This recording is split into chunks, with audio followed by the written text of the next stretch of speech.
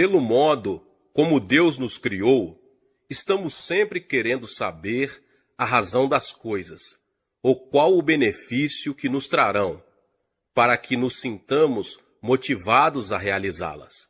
E embora talvez não gostemos disso, não é fácil mudar essa nossa maneira de ser. Se tivéssemos percepção dos benefícios que a oração pode trazer, estaríamos orando muito. O incentivo opera com base no desejo. Para uma pessoa orar, ela precisa aprender a querer orar. Para chegarmos a orar de forma como a Bíblia determina que oremos, temos que cultivar um grande desejo de orar. E como se pode cultivar um forte desejo de orar? É a pergunta nessa noite, meus irmãos e irmãs. Precisamos enxergar claramente os benefícios temporais e eternos da oração.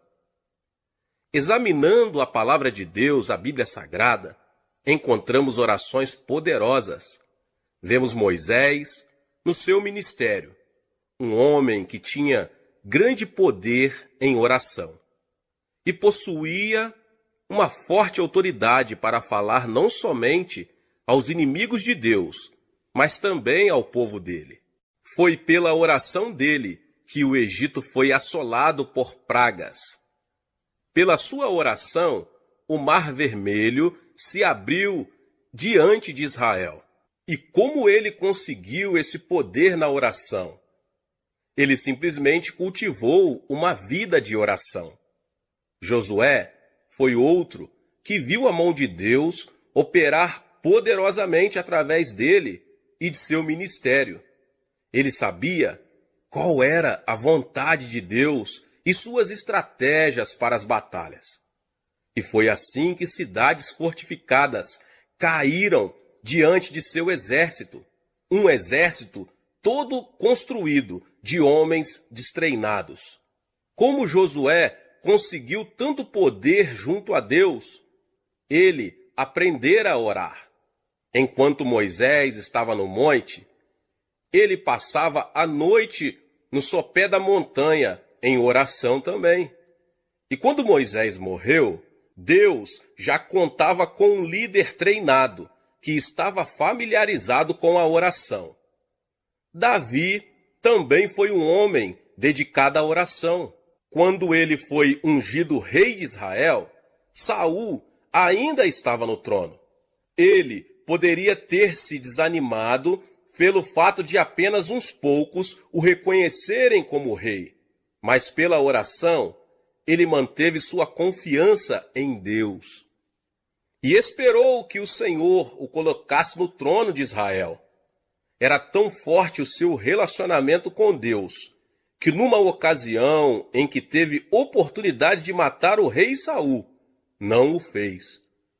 Após a morte deste, seu primeiro ato como rei foi trazer de volta a Arca da Aliança para o seu lugar de direito, no centro de cultos de país.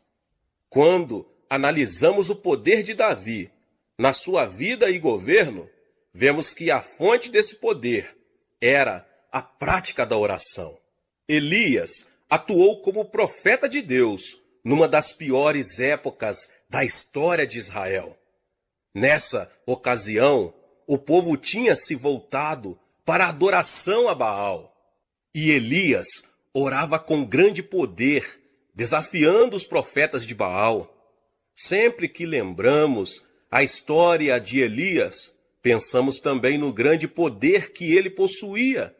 Mas precisamos descobrir qual a origem desse poder. Ele era um homem de oração.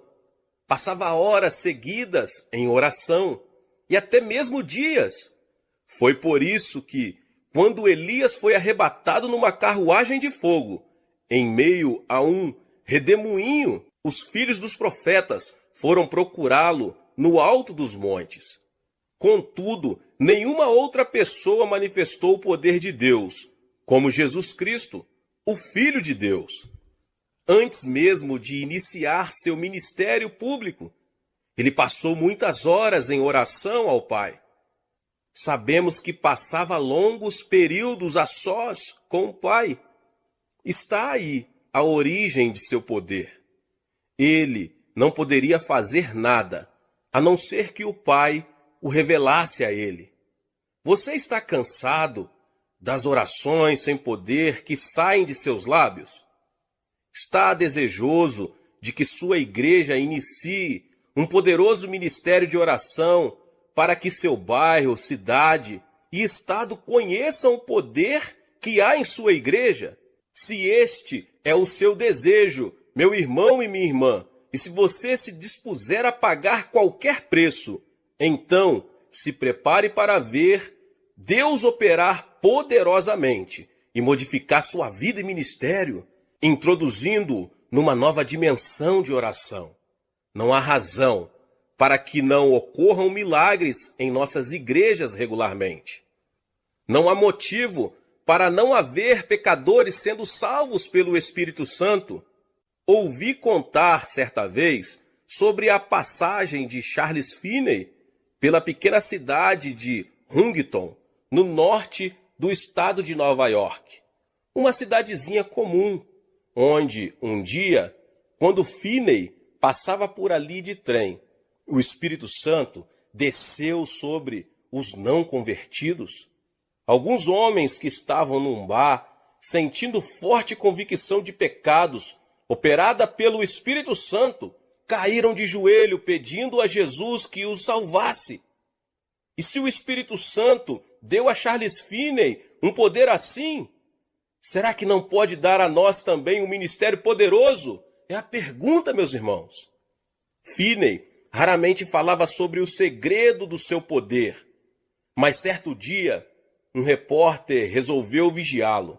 E por fim, o jornalista teve que concluir que a origem do poder de Finney era as longas horas que ele passava em oração, em comunhão com o Espírito Santo. Estou convencido de que aqui na Coreia estamos presenciando o início do avivamento que Deus nos prometeu. Embora toda a nação tenha conhecido de que Deus está operando em nossa igreja, ainda não experimentamos o poder de Deus, como veremos futuramente, se permanecermos fiéis. E o poder de Deus não se manifesta apenas em curas, libertação de espíritos malignos e conversões em massa. Ele pode ser visto também no céu aberto que há sobre nosso país. O que quero dizer com isso? Quando um país tem este céu aberto, existe liberdade espiritual para se pregar o evangelho. O nível da fé é bastante elevado e não encontramos uma oposição maligna muito forte. Meus irmãos, em alguns países é difícil pregar porque existe muita oposição maligna. As forças satânicas que se opõem ao evangelho são muito fortes e não há muita fé. Isso cria dificuldades para nós que ministramos a palavra de Deus. Sinto muita facilidade para pregar na Coreia, mais do que em qualquer outro lugar. Quando exponho a palavra de Deus, imediatamente os pecadores atendem ao apelo para a salvação. Por que temos esta atmosfera espiritual? A resposta é a oração. Mas a oração não gera apenas o poder global, mas também o poder individual. Em meu ministério pessoal, aprendi a depender sempre do Espírito Santo. Não é pela força ou poder pessoal que realizamos grandes coisas para Deus, mas sim pelo poder do Espírito Santo. E na medida em que ia aprendendo a caminhar, sempre na dependência do Espírito Santo, via o poder de Deus. Como eu poderia pastorear uma igreja de quase 400 mil membros e ainda fazer viagens a diversos lugares do mundo, quase que mensalmente, realizando conferências sobre o desenvolvimento da igreja? Como poderia ter tempo para um programa de televisão que vai ao ar em 3 continentes? A resposta é o poder que me vem do Espírito Santo, já que dediquei minha vida à oração. Constantemente, as pessoas vêm ao meu gabinete para que orarmos por elas. Tenho visto aleijados caminharem, cegos enxergarem e paralíticos saltarem de sua cadeira de rodas pelo poder de Deus. Será que tenho alguma coisa de especial? Como eu já disse, Deus não tem filhos prediletos. Todos nós podemos ter poder através da oração, se nos dispusermos a pagar o preço. Mas precisamos mudar de atitude se quisermos ter esse tipo de poder espiritual. No Evangelho de Mateus, Jesus faz uma declaração revolucionária com relação à atitude necessária para se gerar poder espiritual. Algumas pessoas foram falar com ele a respeito de João Batista depois que este fora preso. Jesus falou da posição peculiar de João em seu reino quando disse: em verdade vos digo, entre os nascidos de mulher, ninguém apareceu maior do que João Batista, mas o menor no reino dos céus é maior do que ele. Como um filho de Deus, que pertence ao reino dos céus, pode transformar-se maior que João Batista? No verso seguinte, ele revela qual deve ser a atitude certa para se cultivar poder espiritual. Desde os dias de João Batista até agora, o reino dos céus é tomado por esforço, e os que se esforçam se apoderam dele. Mateus 11, 12. É preciso esforço, instância na oração, para que se tenha o poder de Deus. Essa instância se evidenciará na disciplina, pois obter poder pela oração é coisa que exige tempo. Por isso, temos que estabelecer prioridades no uso de nosso tempo. As coisas como se aglomeram ao nosso redor, impedindo-nos de dedicar à oração o tempo necessário para o cultivo do poder espiritual. Mas, se tivermos a atitude certa, pela graça de Deus, poderemos obter esse prêmio: orar com poder. Deus abençoe a vida de cada um dos irmãos que ouviram essa palavra. Se você ainda não é inscrito no canal, se inscreva no canal, ative o sininho das notificações para você não perder os vídeos que são postados aqui no canal todos os dias. Deixe o seu like e não esqueça de compartilhar com as pessoas que você mais ama. Nos vemos nos próximos vídeos. Amém. Olá, meus irmãos e irmãs. Sejam bem-vindos ao canal Vinícius Siqueira. E se você ainda não é inscrito aqui no canal, se inscreva aqui no canal e não esqueça de ativar o sininho das notificações. Todos os dias são postados vídeos abençoados aqui no canal para te abençoar. Vamos a mais uma palavra do Senhor. Nesses últimos 25 anos, aprendi que Deus não pode usar uma pessoa que não esteja totalmente quebrantada e rendida a Ele. Quando Jesus foi ter com Pedro em seu barco, este teve uma reação imediata. Ficou consciente dos seus pecados. Sentiu que era pecaminoso demais para receber a Jesus no barco. Depois de haver negado a Cristo 3 vezes, ele foi quebrantado pelo perdão e graça de Cristo, obtendo a oportunidade de pregar o primeiro sermão da história da igreja. E assim, no dia de Pentecostes, como fruto direto do ministério de Pedro, 3.000 pessoas vieram a Cristo. Ele foi usado por Cristo também para abrir as portas espirituais do mundo gentio. Assim que Pedro se quebrantou, Deus pôde usá-lo. Tenho conhecido muitas pessoas que não estão servindo ao Senhor por abrigarem pecados do passado. Talvez elas culpem o pastor ou algum outro crente, mas bem no fundo do coração sabem que ficaram bem aquém do alvo proposto e não aprenderam a lição.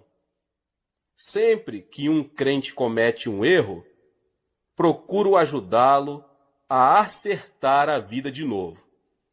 Explico-lhe que esse erro pode ser o meio de ele aprender a quebrantar-se e humilhar-se diante de Deus. A ausência do quebrantamento leva a pessoa usada por Deus a tornar-se orgulhosa e arrogante. Contudo, quando um crente é quebrantado, seu coração resiste ao orgulho, e assim ele pode ser mais e mais usado por Deus. Agora, como isso acontece no momento da oração? Quando nos colocamos em contato com Deus em oração, assim que entramos em sua presença, a primeira coisa que sentimos é a consciência do pecado. Na presença de um Deus santo, ninguém pode sentir orgulho. Assim que percebemos em nós a total ausência de qualificações para estarmos na presença dele, começamos a confessar nosso pecado e nos humilharmos diante de Deus. Assim, não quer dizer que não podemos estar ali, perante o trono da graça.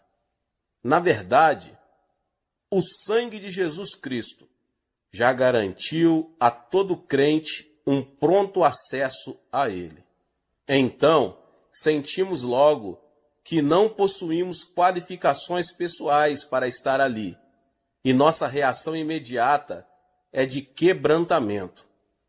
As duas coisas, quebrantamento e orgulho, não podem coexistir.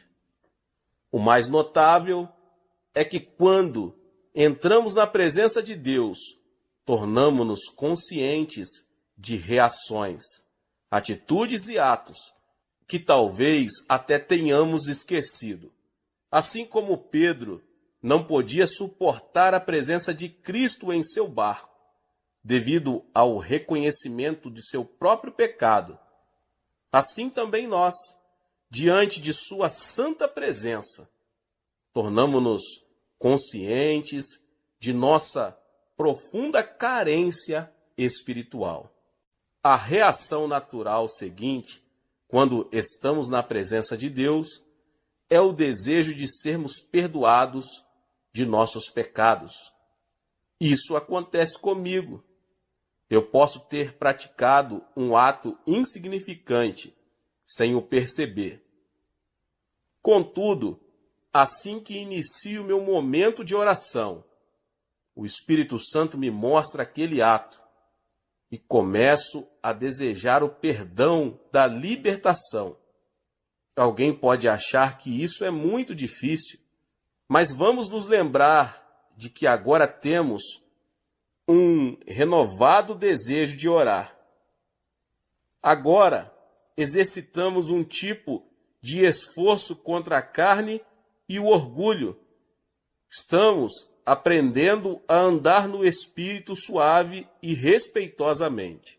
Nesse momento, eu gostaria de dar mais ênfase à importância de se andar respeitosamente com o Espírito Santo, pois o Espírito Santo é um ser nobre.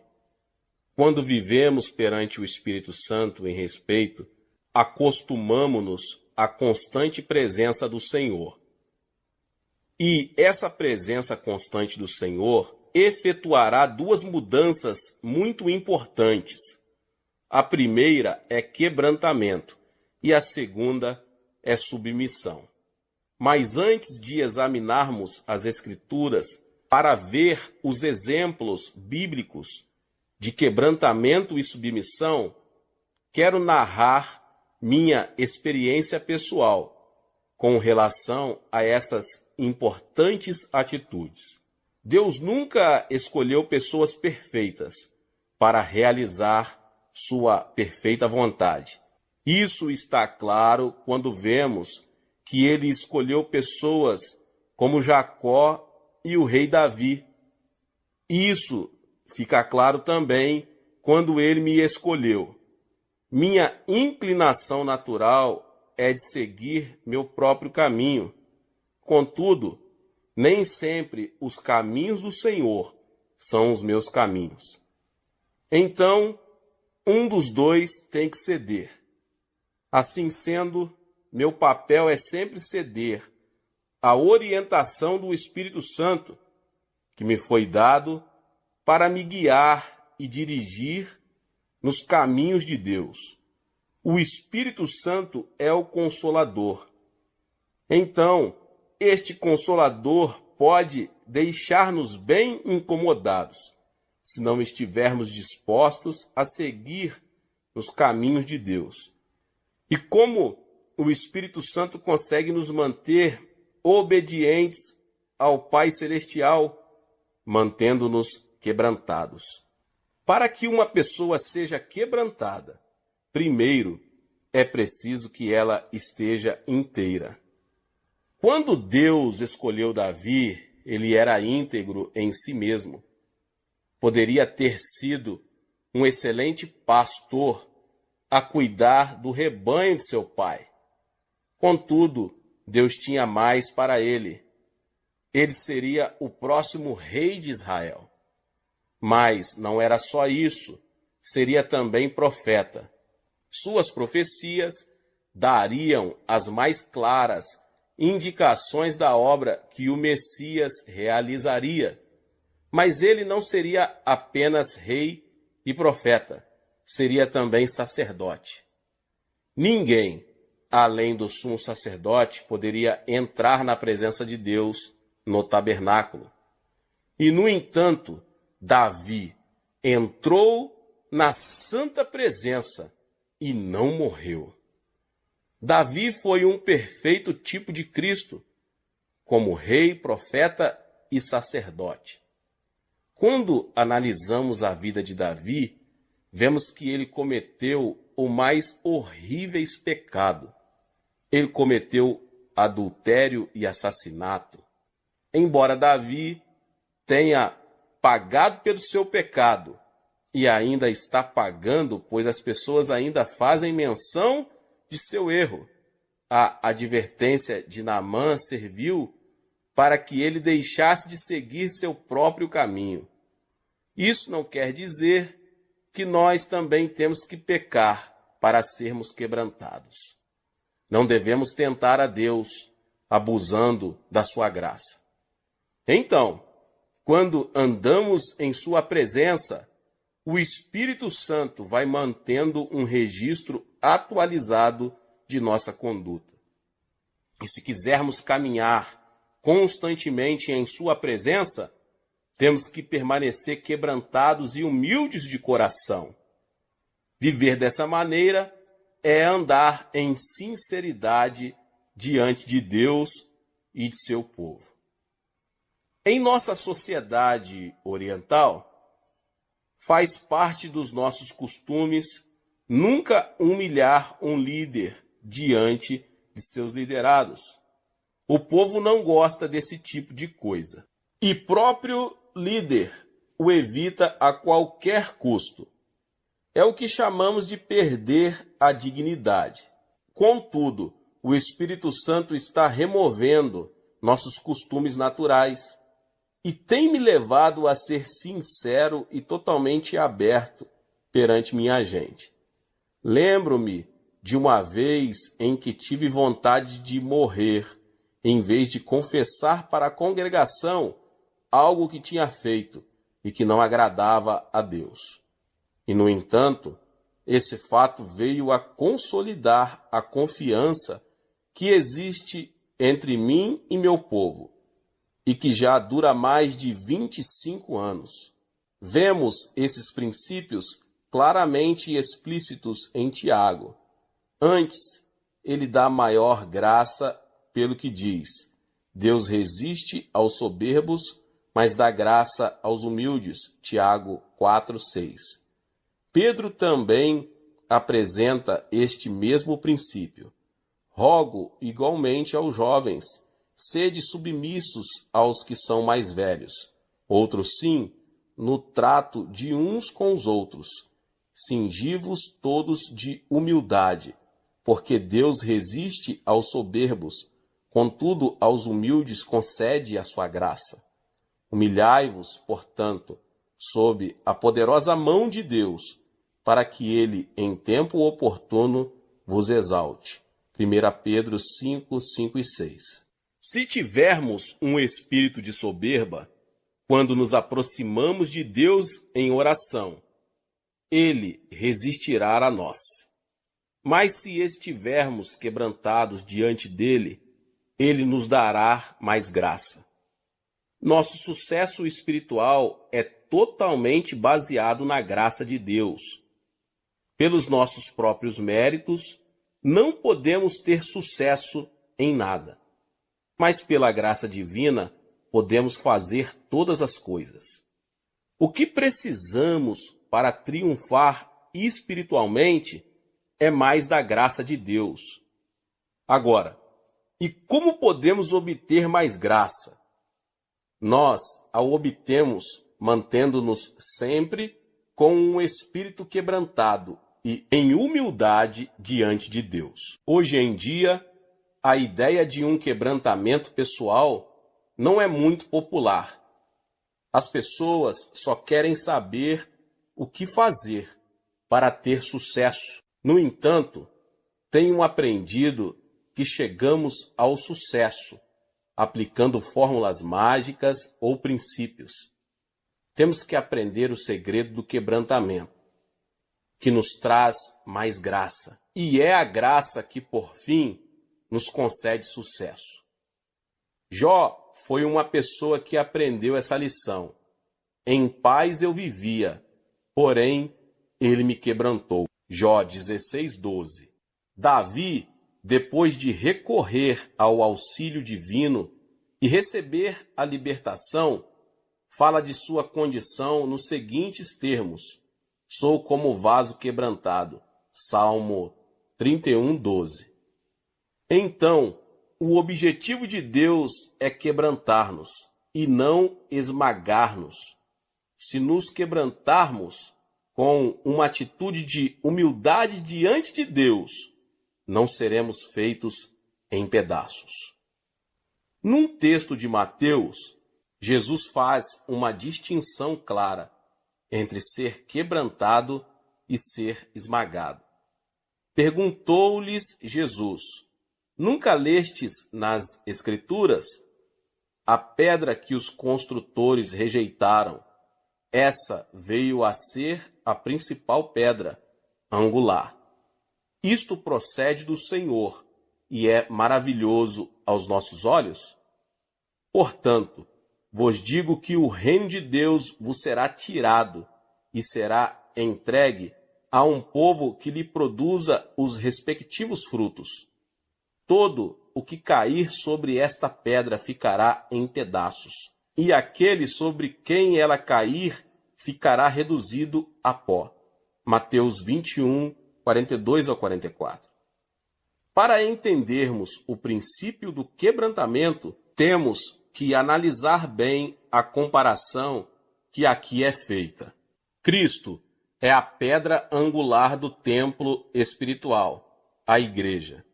Neste contexto, o termo igreja não se aplica apenas ao corpo de crentes que foi formado no dia de Pentecostes.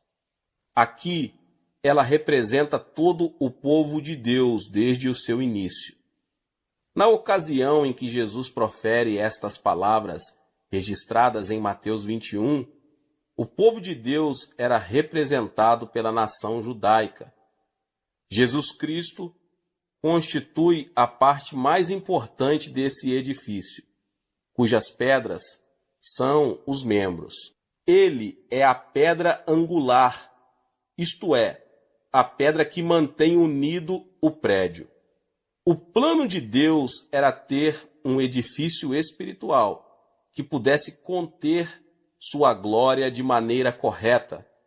Mas, ao rejeitar o Messias, Israel perdeu o direito de se ter este edifício espiritual. Por isso, Deus está edificando um novo prédio por meio da igreja. Cada um de nós é uma pedra viva desse templo espiritual. Quando somos salvos e retirados do mundo, tornamo-nos essas pedras que precisam ser lavradas para que possam atuar em harmonia com a vontade de Deus. Quando um construtor edifica um prédio de pedras, ele dedica muito tempo à preparação das pedras, dando a cada uma sua forma própria para que se encaixe no lugar certo. Se houver uma pedra muito difícil de ser preparada, ou se essa pedra se recusa a ser trabalhada para ganhar a forma certa, não tem valor para o construtor.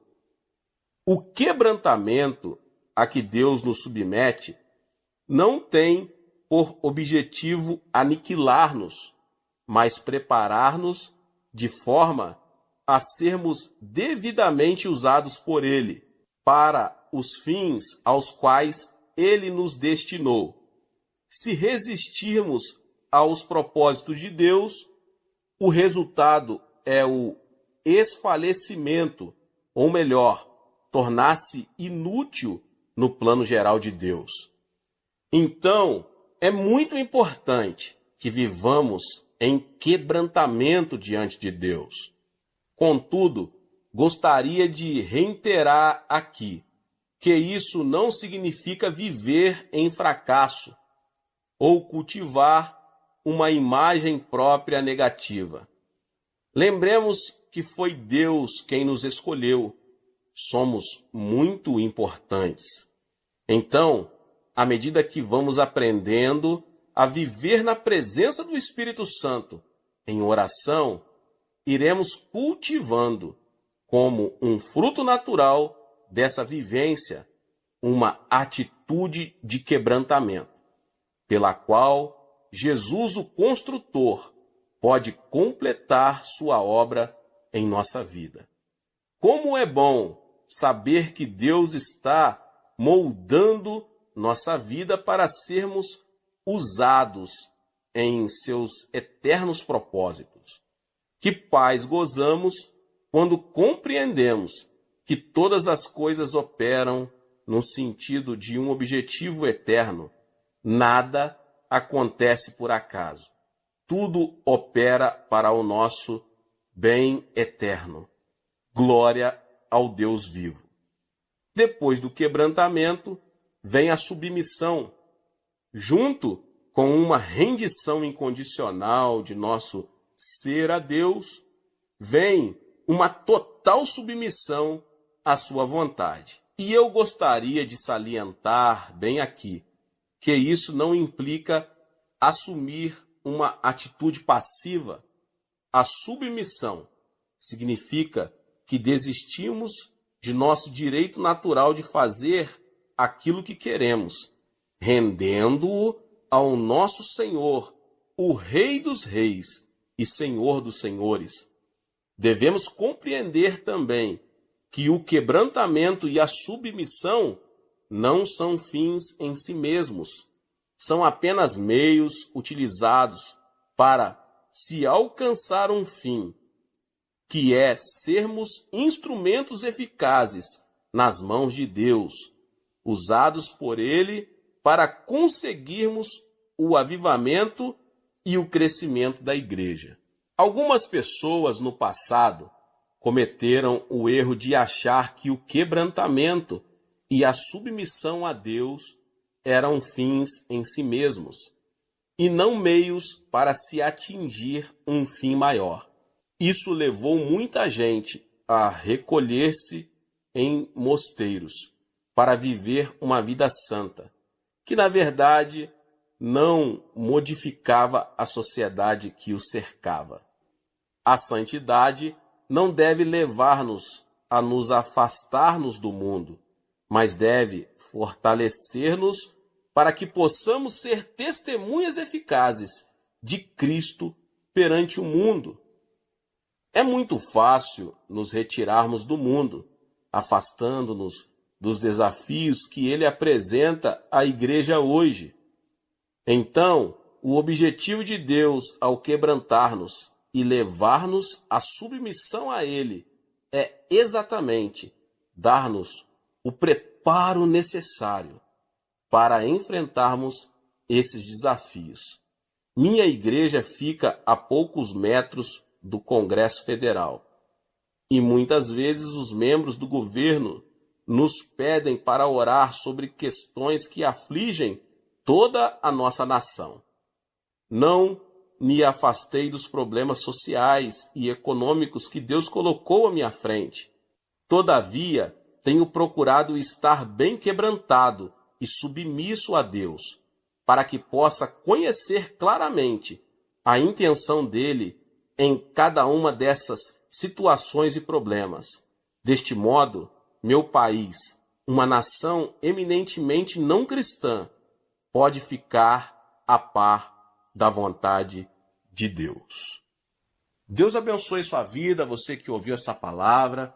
Talvez você chegou aqui pela primeira vez e ainda não é inscrito aqui no canal. Se inscreva no canal e ative o sininho das notificações. Todos os dias são postados vídeos abençoados aqui no canal para te abençoar. Não esqueça de deixar o seu like e compartilhar este vídeo com mais pessoas. Nos vemos nos próximos vídeos. Amém. Olá, meus irmãos e irmãs. Sejam bem-vindos ao canal Vinícius Siqueira. E se você ainda não é inscrito aqui no canal, se inscreva aqui no canal e não esqueça de ativar o sininho das notificações. Todos os dias são postados vídeos abençoados aqui no canal para te abençoar. Vamos a mais uma palavra do Senhor. Estamos vivendo uma era maligna. Satanás, auxiliado por anjos caídos e demônios, está determinado a roubar e destruir. Se não nos apoiarmos no poder da oração, não seremos capazes de abater o poder de Satanás. O diabo nunca se preocupou muito com os rituais da igreja, mas tem medo mortal da oração genuína. Quando uma pessoa começa a orar de verdade, começa a descobrir novas e diversas formas de oposição da parte de Satanás. Há um homem em minha igreja que antes era alcoólatra. Não obstante a sua prosperidade nos negócios, a bebida o levou a maltratar a esposa e os filhos. Certa noite, ele chegou em casa, acompanhado de seus companheiros de bebida, e todos puseram-se a beber e alegrar-se ali. Embora a mulher o amasse muito, os filhos, e já tivesse suportado muitas coisas por parte do marido, não podia tolerar o fato de ele desonrar seu lar de tal forma. Chamou-o à parte e disse-lhe: "Querido, eu o amo, mas não aguento mais suas bebedeiras. E agora você ainda traz esses bêbados para casa? Não vou tolerar isso. Vou arrumar minhas coisas e ir embora. Amanhã, quando você acordar, eu já não estarei mais aqui." Apavorado com o choque de perder a família, ele ficou subitamente sóbrio. Como sua esposa era uma crente muito dedicada, ele se ajoelhou ali diante dela e começou a orar: "Senhor, liberta-me desse terrível demônio do álcool." Pensando que o marido, além de embriagado, estivesse zombando de sua religião, a mulher ficou mais indignada. Ele já tentara diversas vezes libertar-se daquele vício, mas sem o conseguir. Agora que a esposa ameaçava abandoná-lo, estava ainda mais desesperado.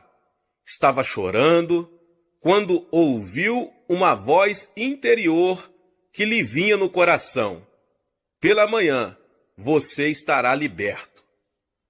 Tenho certeza de que amanhã estarei liberto, disse para sua esposa. Mas ela não pôde disfarçar uma expressão de incredulidade. Já ouvira muitas dessas promessas antes. Então, de manhã, ela teve uma grande surpresa ao ver o marido jogando no lixo suas garrafas de bebidas caríssimas e seus cigarros. Será que está ocorrendo um milagre de libertação? Pensou consigo mesma.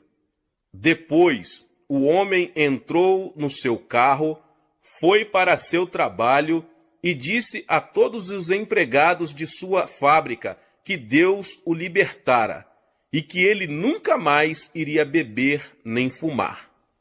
Os colegas da fábrica não tinham coragem de rir na cara dele, mas acharam que isso era mais uma de suas resoluções. Ele havia feito o mesmo várias vezes anteriormente. Contudo, depois de algum tempo, todos ficaram convencidos de que alguma coisa tinha acontecido, pois sua vida se modificara totalmente.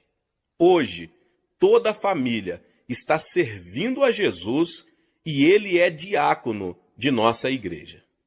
Havia uma outra família que Satanás estava decidido a destruir. Contudo, através de muita oração e persistência, a esposa conseguiu obter uma vitória completa e total. Satanás é mentiroso e o pai da mentira. Ele tem prazer em roubar e destruir, mas Cristo nos concede autoridade sobre a obra dele quando aprendemos a orar.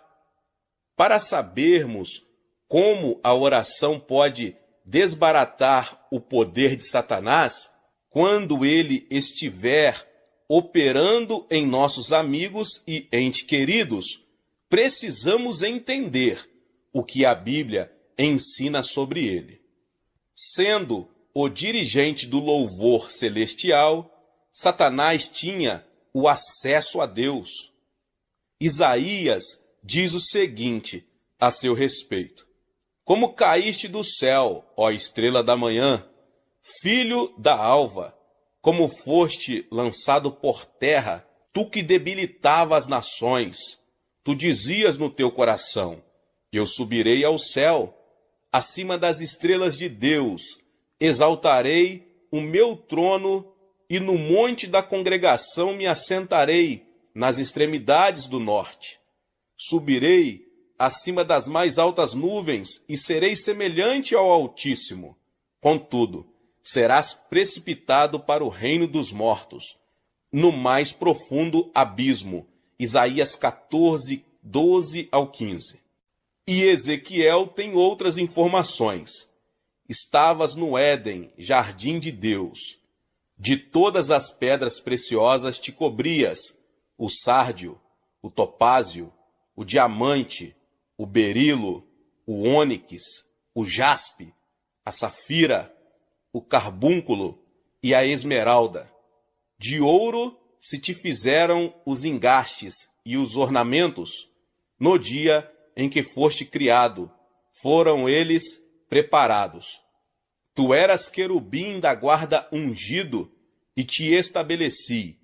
Permanecias no monte santo de Deus, no brilho das pedras andavas. Perfeito era nos teus caminhos, desde o dia em que foste criado, até que se achou iniquidade em ti. Na multiplicação do teu comércio se encheu o teu interior de violência e pecaste, pelo que te lançarei profanado fora do monte de Deus e te farei perecer, ó querubim da guarda, em meio ao brilho das pedras.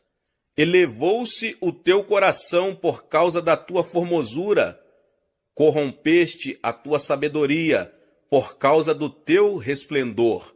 Lancei-te por terra, diante dos reis te pus, para que te contemplem.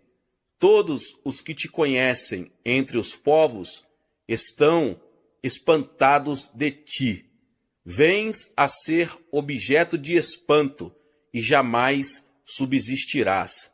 Ezequiel 28, 13, 17 e 19. Por esse texto, vemos que Satanás ocupava uma posição de grande proeminência no glorioso reino celestial de Deus. Mas por que ele deseja nos roubar e destruir? Deus criou o homem à sua própria imagem e lhe deu domínio. Satanás teve inveja da posição que o homem ocupava e desde o início tentou destruir essa criatura especial de Deus.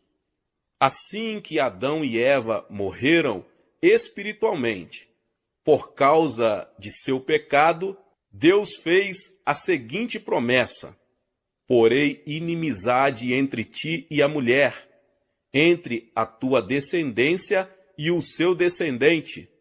Este te ferirá a cabeça, e tu lhe ferirás o calcanhar. Gênesis 3,15. Assim, Satanás sabe que sua derrota final e suprema virá por meio da humanidade. Examinando a história humana, vemos que ele tem tentado impedir que essa promessa se realize.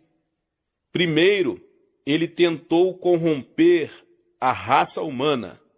Como se foram multiplicando os homens na terra e lhes nasceram filhas, vendo os filhos de Deus que as filhas dos homens eram formosas, tomaram para si mulheres, as que entre todas mais lhe agradaram.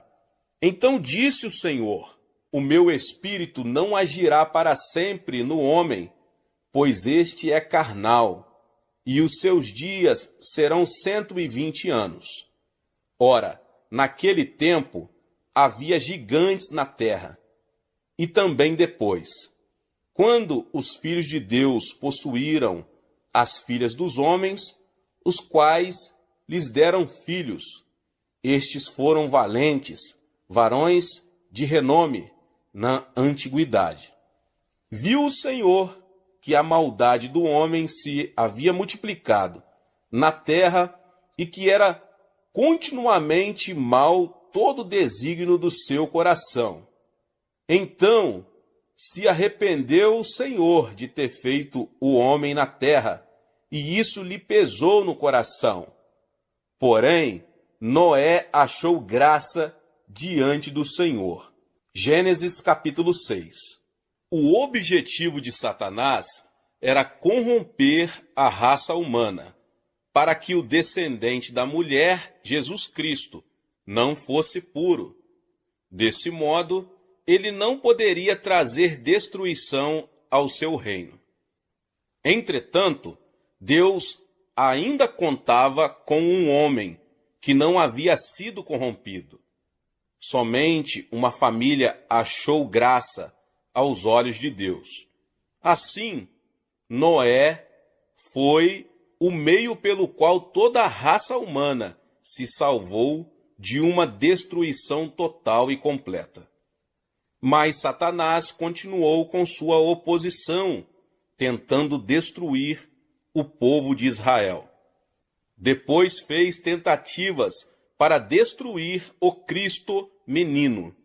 Por fim, fez com que o Filho de Deus fosse pendurado numa cruz. Mas a cruz não significou o fim de Jesus, pois foi exatamente pela morte de nosso Senhor na cruz que ele derrotou a Satanás. E é pela morte e ressurreição de Jesus Cristo que nós também temos autoridade sobre Satanás e suas obras. Desse modo, somos mais que vencedores por meio daquele que nos amou. Como exercer essa autoridade em oração? Como eu disse antes, Satanás faz mais oposição às orações do povo de Deus do que a qualquer outra coisa. Isso é mostrado claramente no livro de Daniel. Daniel ainda era jovem quando foi levado cativo para a Babilônia, no ano 605 a.C. Mas Deus fez com que esse cativeiro se tornasse o meio pelo qual Daniel chegou a uma posição-chave no maior império daqueles dias. Assim como José, que prosperou no Egito, embora passando por reveses temporários, assim também Daniel foi usado por Deus, pelo fato de possuir o dom de interpretação de sonhos. Esse dom foi usado depois para revelar uma visão tão precisa de acontecimentos futuros que houve quem duvidasse da autenticidade de seu livro. No primeiro ano do governo de Dário, futuro governante universal do Oriente Médio, Daniel recebeu uma interpretação especial do texto de Jeremias 25:13. Ao perceber as implicações dessa nova interpretação para Jerusalém, começou sua conhecida oração intercessora em favor de seu povo. Principiou por confessar seus pecados, embora sua inabalável fidelidade a Deus fosse reconhecida por todos os judeus que se encontravam no cativeiro. Depois passou a pedir perdão para o seu povo, como vemos no capítulo 9. Em seguida, ele se põe a pedir o favor de Deus para seu povo. Ó Senhor, segundo todas as tuas justiças, aparte-se a tua ira e o teu furor da tua cidade de Jerusalém, do teu santo monte, porquanto, por causa dos nossos pecados e por causa das iniquidades de nossos pais, se tornaram Jerusalém e o teu povo opróbrio para todos os que estão em redor de nós. Agora, pois, ó Deus nosso, ouve a oração do teu servo e as suas súplicas, e sobre o teu santuário assolado, faze resplandecer o rosto, por amor do Senhor. Daniel 9, 16 e 17. E continuando em oração, sua súplica se tornou mais intensa e ardorosa. Ó Senhor, ouve, ó Senhor, perdoa. Ó Senhor, atende-nos e age. Não te retardes, por amor de ti mesmo. Ó Deus meu, porque a tua cidade e o teu povo são chamados pelo teu nome. E como Daniel permanecesse em oração, Deus mandou o anjo Gabriel para ir falar-lhe. Então o anjo lhe revela o modo como Satanás se opõe às orações do povo de Deus. Então me disse: não temas, Daniel, porque desde o primeiro dia em que aplicaste o coração a compreender e a humilhar-te perante o teu Deus, foram ouvidas as tuas palavras, e por causa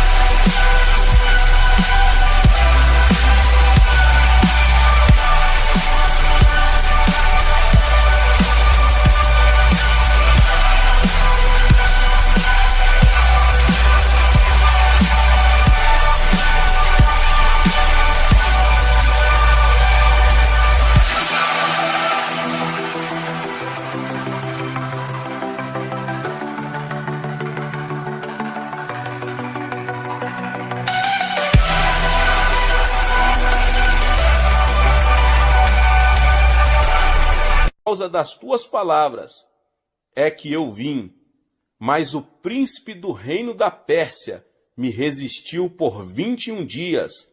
Porém Miguel, um dos primeiros príncipes, veio para ajudar-me, e eu obtive vitória sobre os reis da Pérsia. Daniel capítulo 10, 12 e 13. Mais adiante, no mesmo capítulo, Gabriel revela a Daniel a batalha que terá que enfrentar assim que sair dali. E ele disse: sabes por que eu vim a ti? Eu tornarei a pelejar contra o príncipe dos persas, e saindo eu, eis que virá o príncipe da Grécia. Mas eu te declararei o que está expresso na Escritura da verdade, e ninguém há que esteja ao meu lado contra aqueles, a não ser Miguel, vosso príncipe. No comentário do Antigo Testamento, de Kiel e Deliche, um dos mais respeitosos comentários bíblicos, os autores afirmam que o príncipe da Pérsia era a força maligna que estava orientando os desenvolvimentos do Império Mundial que viria a seguir. Gabriel fora mandado por Deus até Daniel, mas os príncipes de Satanás, os anjos caídos, guerreavam contra o mensageiro de Deus. Já que Satanás não queria que a oração de Daniel fosse atendida, o arcanjo Miguel foi então chamado a acudir Gabriel nessa batalha. Daniel jejuou e orou durante 21 dias. Foi esse o tempo necessário para as forças espirituais de Deus derrotarem os anjos caídos. Em Zacarias 3, encontramos um verso em que o Senhor diz o seguinte a Satanás: o Senhor te repreenda, ó Satanás. Sim, o Senhor que escolheu a Jerusalém te repreenda. Não é este um tição tirado do fogo? Paulo também compreendeu bem a batalha espiritual que temos de enfrentar, pois disse: porque a nossa luta não é contra o sangue e a carne, e sim contra os principados e potestades, contra os dominadores deste mundo tenebroso, contra as forças espirituais do mal, nas regiões celestes. Efésios 6,12. Para vermos isso tudo sob uma perspectiva mais clara, temos que compreender bem a realidade espiritual, isto é, a realidade do que domino, a quarta dimensão. Satanás foi derrubado da posição que ocupava nos lugares celestiais, uma posição, aliás, bastante elevada. Nós fomos criados como seres um pouco mais elevados que os anjos, já que podemos entender as realidades espirituais. Satanás já sabe, desde os tempos do Jardim do Éden, que seu reino será destruído por meio da humanidade. Deus lhe deu o título de Príncipe da Potestade do Ar. Como ele pode exercer autoridade sobre a atmosfera da Terra? Ele tem conseguido exercer influência sobre as nações. Contudo, Deus tinha dado autoridade ao homem, mas este a perdeu por ocasião da queda, devido ao pecado de Adão. Entretanto, nunca houve uma época em que não houvesse uma testemunha de Deus no mundo. Seu povo sempre pôde exercer autoridade através da oração e intercessão. Depois, Cristo veio ao mundo e permitiu que os homens o julgassem e crucificassem. Contudo, pela sua vida sem pecado, sua morte propiciatória na cruz e sua gloriosa ressurreição, ele ficou com as chaves da morte e do túmulo e recebeu toda a autoridade. Mateus 28, 18. E hoje, temos diante de nós a ordem de ir ao mundo todo e fazer discípulos de todas as nações para o reino de Deus. E essa ordem é fundamentada pelo fato de que Cristo conquistou toda a autoridade no céu e na terra. Quando aprendemos a orar no Espírito Santo e entendemos que recebemos autoridade espiritual, podemos imobilizar as forças de Satanás que atuam numa pessoa, em comunidades e até em nações. Entretanto, Satanás, que é um mentiroso e pai da mentira, tenta convencer-nos de que ele está no controle de tudo. Mas quando aprendemos a jejuar e orar e exercitar nossa legítima autoridade espiritual, Satanás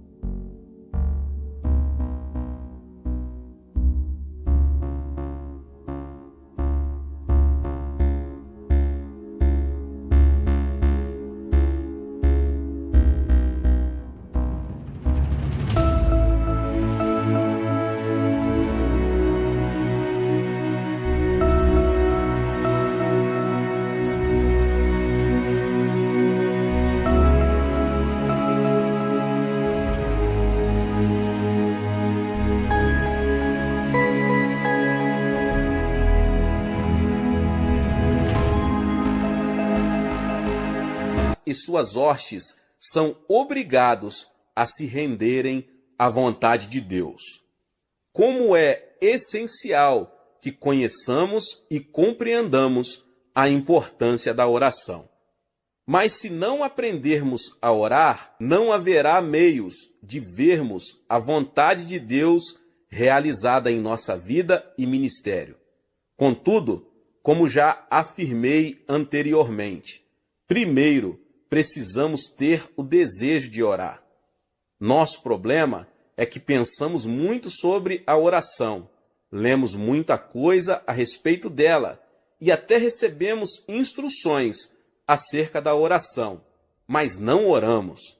Chegou a hora de compreendermos que a oração é a fonte do poder. Chegou a hora de permitirmos que o Espírito Santo opere em nós um novo quebrantamento e submissão a Deus. Chegou a hora de aprendermos a exercitar nossa autoridade espiritual, procurando impedir a oposição de demônios. Chegou a hora de orarmos. Glória a Deus. Deus abençoe a sua vida, você que ouviu essa palavra. Talvez você chegou aqui pela primeira vez e ainda não é inscrito no canal. Se inscreva no canal e ative o sininho das notificações. Todos os dias são postados vídeos abençoados aqui no canal para te abençoar. Deixe o seu like e não esqueça de compartilhar esta palavra com mais pessoas. Amém. Seja membro do canal Vinícius Siqueira e obtenha benefícios que só os membros têm. Então, você que já é inscrito no canal e ativou o sininho das notificações, logo você vê o botão Seja Membro, clique nele e obtenha os benefícios. E o primeiro benefício é que você tem uma mensagem destacada. Quando você faz um comentário aqui no canal, você tem um destaque na sua mensagem. E isso é muito importante porque você mostra para os outros que você apoia este canal. E outro benefício que você tem é que você pode compartilhar os devocionais diários, que são 365 devocionais, que são postados todos os dias aqui no canal. Existe um grupo específico e a pessoa recebe um link que é direcionado para o grupo. E nesse grupo você tem todos os devocionais de todos os dias do mês, que você recebe logo pela manhã, e você tem o benefício de compartilhar esses devocionais com os seus contatos. Esse benefício é apenas para os membros. No YouTube não tem como compartilhar os devocionais, apenas ler na comunidade do YouTube, mas quem é membro tem o benefício de compartilhar com todos os seus contatos e as suas redes sociais. Seja membro!